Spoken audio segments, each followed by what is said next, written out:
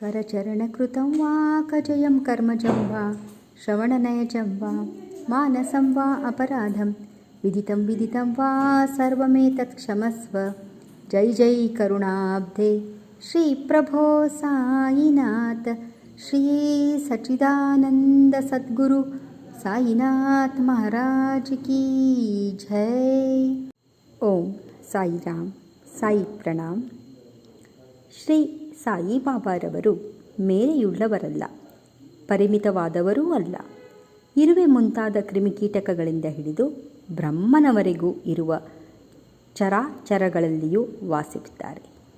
ಸಾಯಿಬಾಬಾ ಅವರು ವೇದಜ್ಞಾನದಲ್ಲಿಯೂ ಬ್ರಹ್ಮಜ್ಞಾನದಲ್ಲಿಯೂ ಪರಿಣಿತರಾಗಿದ್ದರು.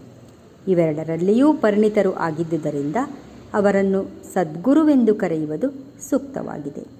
ಯಾರು ತಮ್ಮ ಭಕ್ತನನ್ನು ಜಾಗೃತಗೊಳಿಸಿ ಬ್ರಹ್ಮಜ್ಞಾನವನ್ನು ನೀಡದೇ ಇರುತ್ತಾರೆಯೋ ಅಂಥವರನ್ನು ಸದ್ಗುರುವೆಂದು ಕರೆಯಲು ಬರುವುದಿಲ್ಲ.